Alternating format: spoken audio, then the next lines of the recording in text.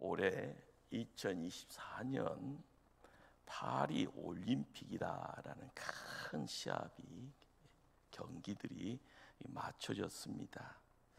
저에게 있어서 이 최고의 감동이 누구를 통해서 허락이 되었는가 생각해 보았더니요, 조그만 암사사처럼요 포효하는 그 여인의 이름이 안세영이었습니다.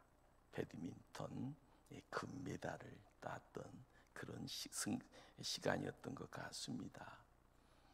나중에 밝혀진 사실 때문인지 몰라도요, 한 조그만 애소한 몸집의 여인이었지만 7년 동안 끔찍한 부상과 고통, 협회의 불합리하고 불공정한 처우와 홀로 싸우면서요 배드민턴 라켓으로 칼을 갈았더니 28년 만에 한국 배드민턴 단식에 금메달을 안겨주었다라는 겁니다.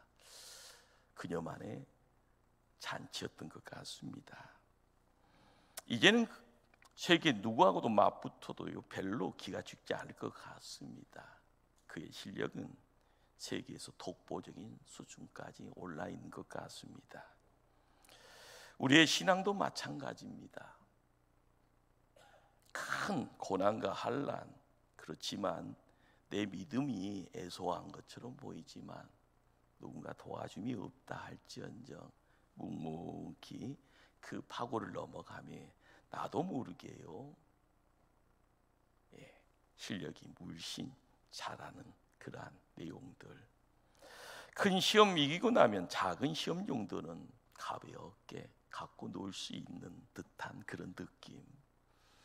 교회에서도 하나님 앞에 헌신한다, 하나님 함께 어울려가며 성도들과 충성하는 그런 모습들도 마찬가지인가 봅니다.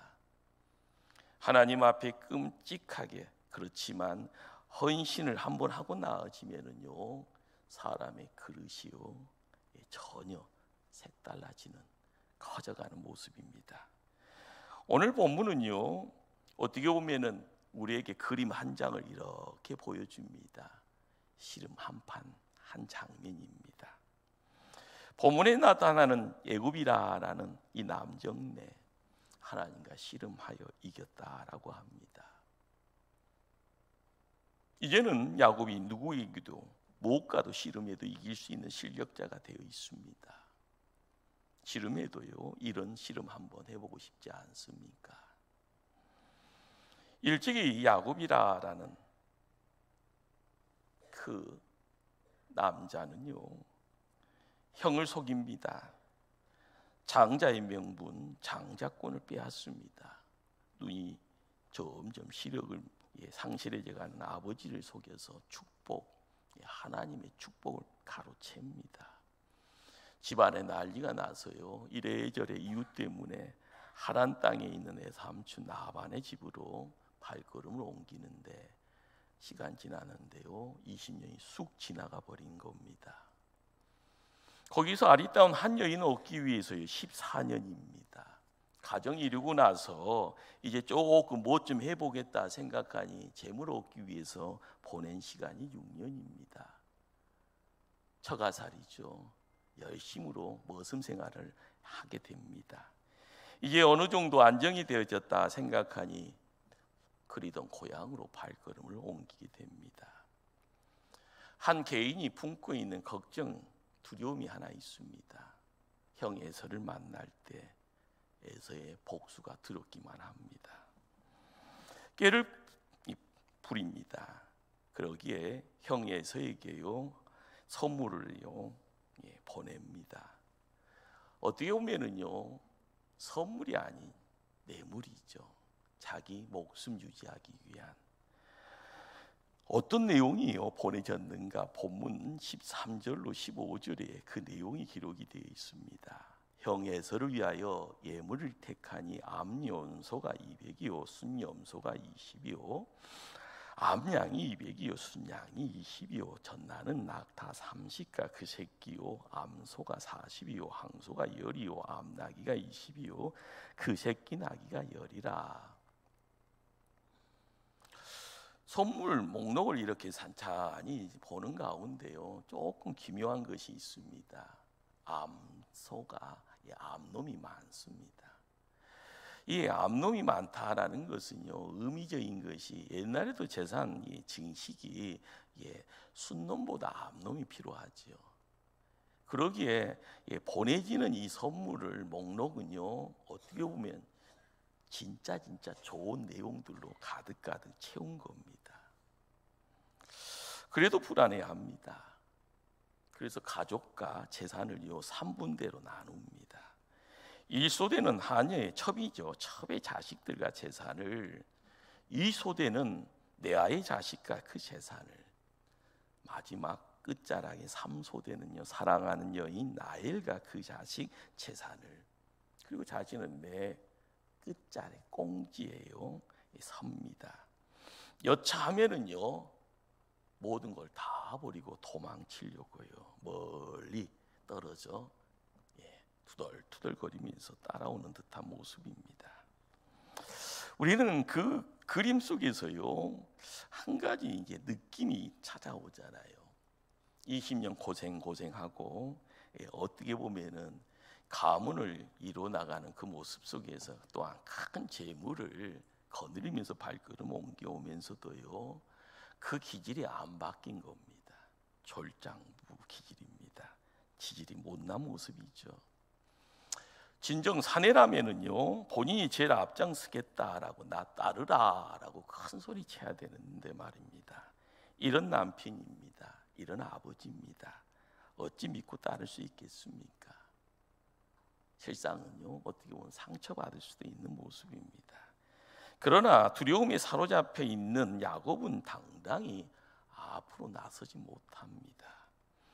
늘 불안하고 쫓기는 인생 달려왔던 못난 사람인지라 어떻게 보면 이것이 야곱의 인생입니다. 형님, 우리 가운데 하나님 백성이다, 구원받은 백성이다, 신앙생활 하면서도요 풍성한 삶을 누리지 못하고 있습니까? 얼마나 불행합니까? 사는 것이 마냥 힘들고 골치 아프고요 한 걸음 한 걸음 내일이요 걱정 마냥 두렵기만 하는 그러한 삶, 행복 느끼지 못한다 하면 이것도 얼마나 형편없는 믿음입니까? 항상 평안이 없습니다. 늘 쫓기듯 불안합니다. 왜 그럴까요? 왜요? 우리가 인생을요 야곱처럼 거꾸로 살아서 그렇습니다. 다시 야곱으로 들어갑니다. 가족과 짐승떼가 다 강을 건넌 다음에 야곱은 두려움 때문에 그 밤 야복 나루터에서 밤을 지새웁니다. 잠을 청하지만 잠이 오지 않는 겁니다. 밤은 더 짙게 어둠의 내용으로요 이렇게 내리 압력을 가하는데 야곱에게는 불안이 있고요 근심이 있고 두려움이 더욱더 깊어져 갑니다. 그런데 깊은 밤 전전긍긍하고 있는 야곱의 옆구리를 누가 걷어찹니다. 그래서 소위 야곱의 새벽 시름이 시작됩니다. 여기서 눈여겨봐야 될 사실은요 이 싸움은 야곱이 하나님께 매달린 시름이 아니다라는 겁니다. 24절은 어떤 기록이 남겨져 있습니까? 야곱은 홀로 남았더니 어떤 사람이 날이 새도록 야곱과 씨름하다가, 여기 씨름의 주체는요 어떤 사람입니다. 이 어떤 사람이요 누가 가르침이 없더라도요 야 하나님이구나라는 것이요 자연스럽게 느껴집니다. 자, 씨름의 판정이 어떻게 났습니까? 25절입니다.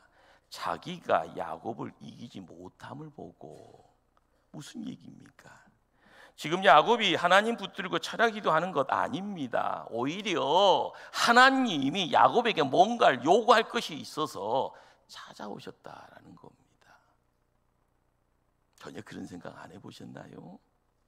창세기 28장에요 집에서 있을 수 없어서요 애삼촌 라반의 집으로 발걸음 옮겨가는 야곱이 베델 강야에서요 잠자리를 청합니다. 이불을 이불 삼아서요.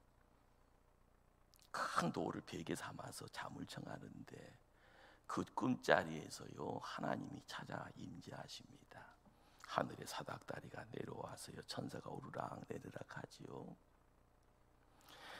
여기 사닥다리는 야곱이 하나님께 올라가기 위해서 만든 사다리가 아니잖아요. 하나님이 야곱에게 내려오시기 위해서 설치하신 사닥다리입니다. 여기 메시지가 뭘까요? 그냥 기묘함에 상상력을 펼쳐보지만 그런 것 아닙니다. 바로 이것이 기독교입니다. 우리 하나님이 바로 이런 분이다라는 겁니다. 하나님은 언제나 찾아오시는 분이십니다.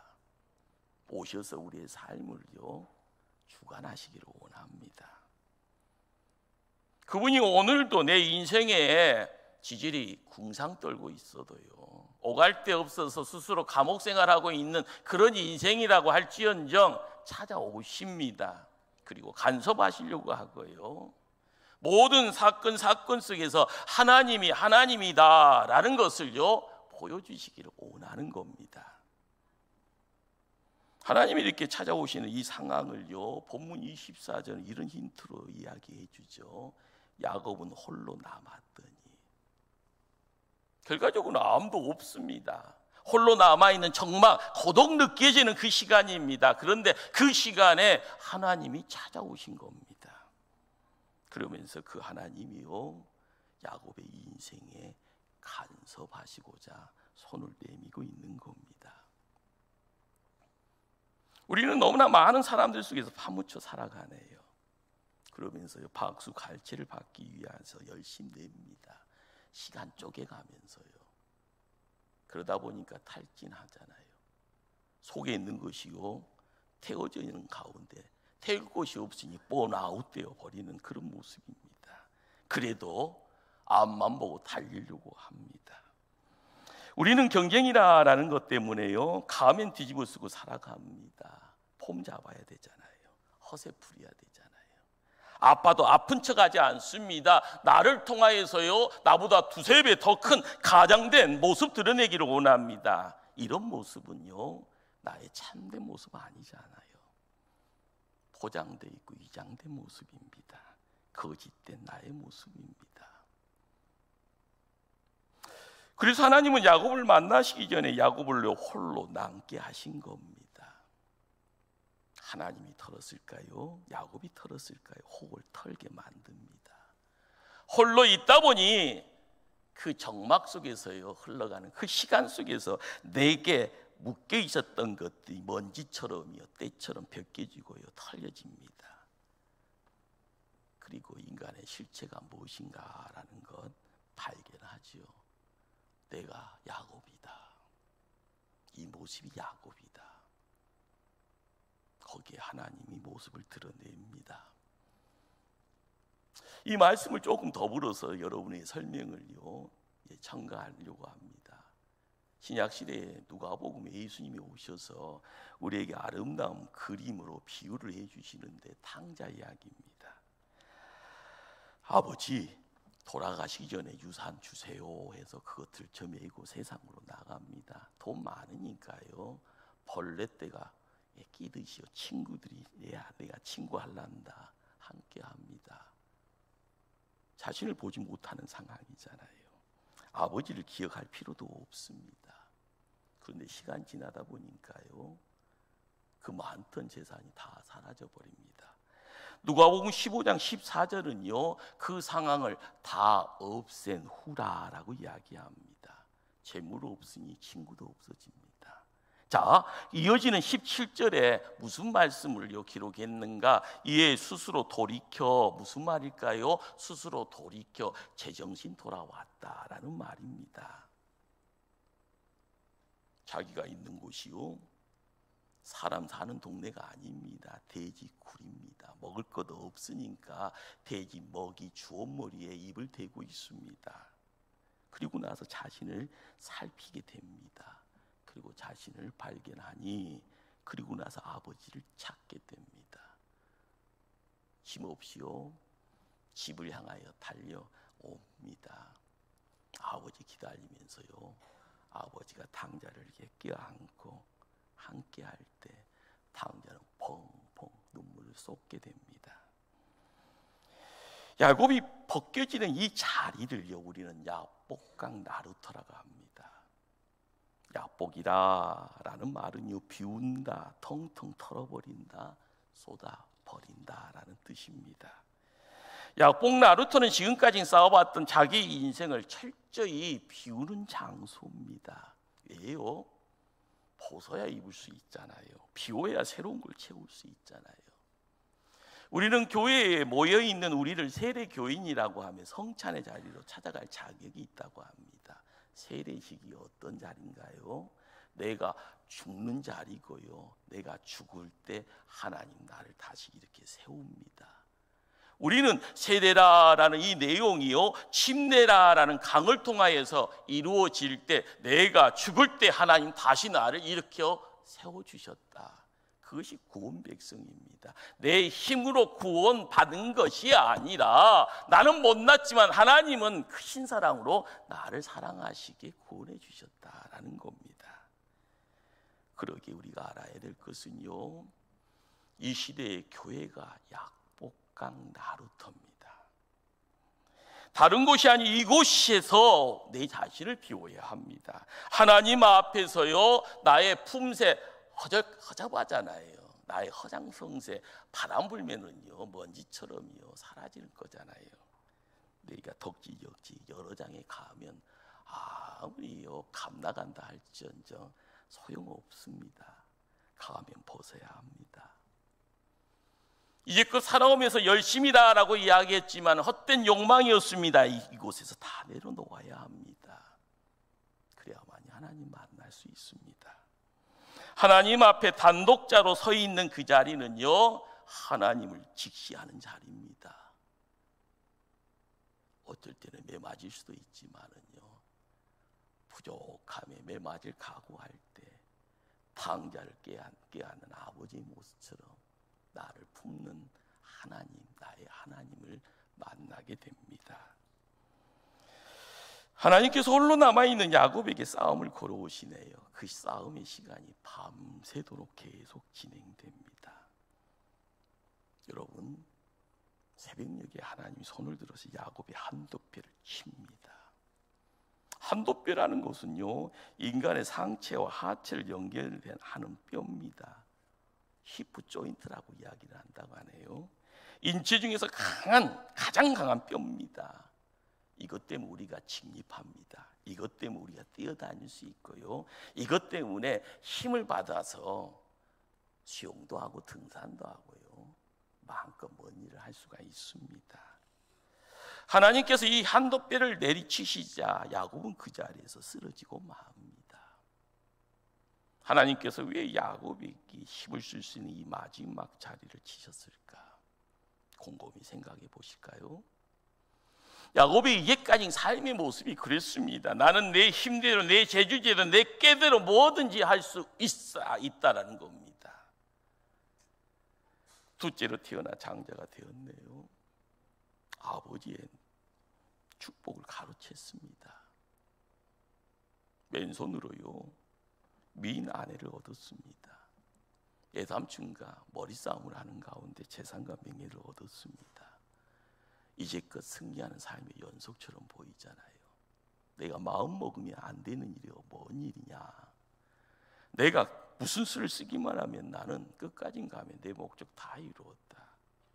얼마나 방자한 인생입니까? 요 모양의 야곱을요, 하나님이 바로 때려 눕힌 겁니다. 한도뼈가 부러지는 그 순간이요, 야곱에게는 케오피당하는 그 순간에 바로 야곱의 눈이 확 열립니다.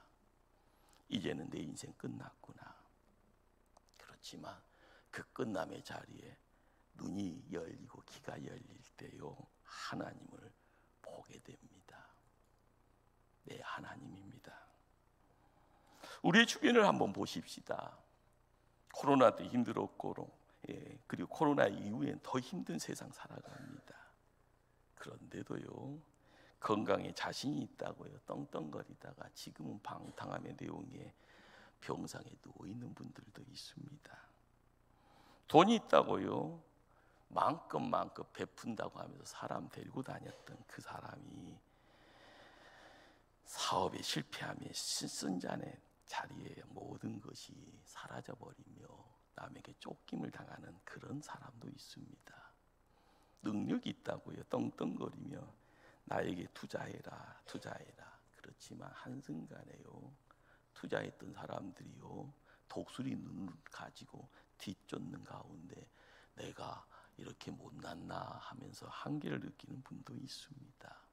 그 모든 그 시간이요 한도뼈가 부러지는 순간입니다. 야곱은 한도뼈가 부러지는 그 순간에요 물밀듯이 밀려진 생각은 나가 끝이구나. 그렇지만 그 시간이 지나는 그 찰나에 하나님의 사랑의 손을 붙잡게 되는 겁니다. 이제 내가 의지할 분은 하나님밖에 없구나. 하나님, 나는 당신 없이 못 삽니다. 하나님의 축복 없이는 살 수 없습니다. 오늘 본문 26절 말씀입니다. 야곱이 이르되 당신이 내게 축복하지 아니하면 가게 하지 아니하겠나이다. 느낌이 오시나요? 이 상황을 호세아 선지자는요 호세아 12장 4절에 이렇게 주속합니다. 천사와 힘을 거누어 이기고 울며 그에게 간구하였으며. 이제 내 재주가 아니라 이제 하나님 의지하기 시작했다고 생각합니다. 간사함이 아니라요 하나님의 도움의 손길 붙잡고자 요청하는 그런 시간입니다. 그런데요 호세아 선지자는 울며 그에게 간구해야 했다라고 이야기하네요. 하나님과 거누어 이겼는데 왜 울고 있나요? 기뻐 뛰어도 감당하기 힘들 텐데 왜 울고 있나요? 야곱의 이 눈물은요 가슴 깊이 숨겨두었던 자기의 속내를 드러내는 보이는 눈물입니다. 긴 세월 꼭꼭 잠가두었던 가식을 털어버린 눈물이고요. 진정 억척스럽게 사는 것 같지만은요 혼자 있을 때마다 더 애롭고 힘들었던 자신의 깊은 불안, 한없이 약한 모습이 숨겨있는 눈물입니다. 그래서 이제는 숨길 수 없는 부끄러움을 토하는 눈물이 됩니다. 그래서 더더욱 간절한 기도죠. 야곱은 한도뼈가 부러진 다음에야 진실한 기도, 제대로 된 씨름을 시작합니다. 이 씨름은요 야곱의 인생을 바꾼 씨름의 새벽의 씨름 한판이 됩니다. 지금도 성도들이 새벽에 이 씨름을 계속하고 있습니다. 지금까지 한 번도 진지한 기도를 해보지 못하는 분들이 있다 하면은요 이 씨름의 장에 나오기를 결단하십시다. 오랜 시간 가면 쓰고 세상 갈채받기를 원했던 그 허세가 있다 하신 분들이라도요 이제는 홀로 단독으로요 주님 만나기를 청해야 됩니다. 내 힘으로 뭐든지 할 수 있었다고 믿고 살았던 분들이 있을지언정 하나님이 내 한도뼈 치시기 전에 하나님 앞에 빨리 나오십시다. 바쁘게 뛰며 살다 보니 하나님보다 앞장서서 나 따라오라. 그렇지만 시간 지나다 보니 인생이 앞뒤가 뒤바뀌어 있는 분들 이제 결단해야 됩니다. 잘못하면 큰일 나기 전에 결단해야 됩니다. 야곱의 인생을 바꿔준 이 새벽의 이 씨름이 우리 모두의 있기를요 간절히 축원합니다. 아브라함은요 아들 이삭을 바치는 순종을요 새벽에요 결단합니다. 홍해가 가로막고 있는 이스라엘 백성들 뒤에는 애굽의 군대가요 달려듭니다. 진퇴양난이죠. 그러나 모세의 지팡이가요 하나님 지팡이 되어져 하나님의 기적을 연출하는 그 시간이 새벽이었습니다. 40년의 세월을 통하여 하나님 품의 안전지대에 하나님이 먹고 마시고 지켜주시는 그 자리에 강야의 졸업생이 되어져 발걸음 옮겨가는 그들이요, 요단강이 갈라지는 그 자리에 언약궤를 앞세웠던 그때도요, 새벽입니다. 여리고성이 새벽이 무너지네요. 하나님이 하늘의 양식 만나를 새벽에 허락하셨다고 합니다. 예수님의 수제자 베드로 새벽에 큰 고기를 잡는 체험을 하게 됩니다. 새벽에 깊은 곳에 금을 던지고요, 믿음으로 큰 고기를 거두며 큰 기쁨을 경험하는 시간이 바로 새벽입니다. 야곱처럼 위기의 상황에 여러분 있습니까? 포기하시겠습니까? 아니면 진정한 하나님 만남으로 새로운 전환점, 터닝 포인트를 만들기를 작정하시겠습니까? 가정의 진로가 바뀌어지는 놀라운 하나님의 은혜의 자리가 새벽에 배설됩니다. 우리가 큰 시름에 승리하고 나면은요, 하나님 우리를 큰 인물 만드십니다. 그 자리에 우리가 주인공이 돼야 될 줄 압니다. 이렇게요, 큰 시름에서 이긴 야곱의 인생이요, 변화되기 시작합니다. 하나님은 야곱의 이름을 바꿔주시네요. 너 이름 무엇이냐? 야곱인데요. 야곱이라는 말이 뭘까요? 어머니 뱃속에서부터요, 형의 발 뒤꿈치를 붙잡고 정말 세상을 험악하게 살았던 사람이 야곱입니다. 그러면서 세상의 모습 드러냈고요. 그래서 이제 야곱의 뜻이 약탈자, 사기꾼, 심지어는 강도라는 뜻까지 있다고 합니다. 하나님 이제부터 너희 이름은 야곱이 아니라 이스라엘이라 칭하게 합니다. 이스라엘은요, 하나님이 다스리신다, 하나님이 책임진다라는 뜻입니다. 이것이 축복입니다. 이것이요, 참 신앙입니다. 우리의 삶을 통하여서요, 경험해야 될 내용이 뭘까요?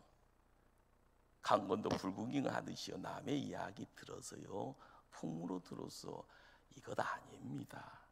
우리가 깨달아야 될 것이요, 믿음의 사람은 믿음의 내용이 내 안에서 사료되고 피가 돼야 되는 겁니다. 내가 하나님의 사람이라고 이야기할 때마다 고백해야 될 내용이 있는 겁니다. 오늘 본문 28절에서요, 이 부분을 주석한 호세아 선지자가 우리에게 뭘 이야기할까요? 야곱이 하나님과 거누고 이겼다라고 합니다. 이겼다는 것이 뭔가요? 성도의 승리가 뭐냐라는 겁니다. 하나님께 매달리는 것, 하나님께 내 인생을 맡기고 사는 것, 그래서 하나님이 간섭하시고 하나님이 다스리시는 것, 우리는요, 끝자락에서만 승리를 이야기합니다. 금메달만 승리라고 이야기합니다. 아닙니다. 중요한 것은요, 믿음의 역사에 우리에겐 승리가 무엇인가, 믿음의 역사에 성도의 영광이 무엇인가, 내가 하나님 편에 있는 겁니다. 내가 하나님 편에 매달려 있는 겁니다. 내가 내 인생을 하나님께 맡기는 겁니다. 그 다음은 하나님 책임지십니다. 내 이름이 이스라엘이라, 너는 이제 승리자라고 이야기합니다. 이전에 못난 욕망과 못난 자아와 가면에 감추었던 인생, 이제는 다 허물어버리라는 겁니다. 이제는 깨끗이 포기하라는 것입니다. 빈 것 만들어 놓았을 때 하나님이 거룩으로 채우신다는 겁니다. 이것이 권세고 이것이 능력입니다. 성도가 이야기해야 될 권세가 어디에 있고요, 성도가 이야기할 능력이 어디에 있습니까? 내가 힘써서 되는 것 아닙니다. 내 안에 하나님이 함께 하실 때 하나님이 역사하는 겁니다. 그래서인지요, 승리자라 이야기될 때 바로 내 속에 있는 나를 죽일 수 있는 자가 승리자일 겁니다. 그럼 누가 이스라엘입니까? 하나님께 무릎 꿇고 매달릴 수 있는 사람, 두 손 들고 항복하면서 하나님께 모든 것을 맡기며 처분을 기다리는 사람, 바로 이스라엘입니다. 복을 얻어내는 기도의 싸움에서요, 그 기도의 씨름 한판에서 이기는 자가 승리자입니다. 꼭 기억하십시다. 아직도 내 목이 뻣뻣하여서 하나님 앞에 무릎 꿇어본 경험이 없습니까?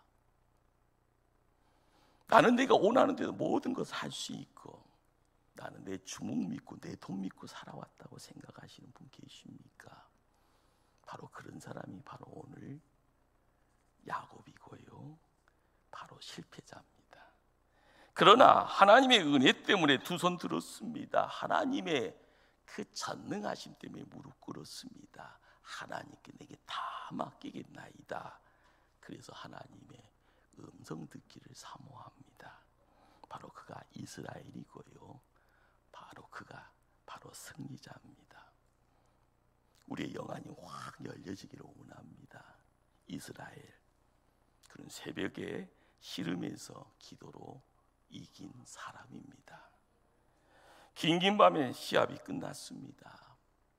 오늘 그 시합의 결론이요 31절로 우리에게 말씀으로 함께합니다. 우리 한 목소리로 합독하실까요? 그가 분이엘을 지날 때에 해가 돋았고 그의 허벅다리도 말미암아 절었더라. 한판 깨지고 났는데 시원해하는 야곱이 거기 있습니다.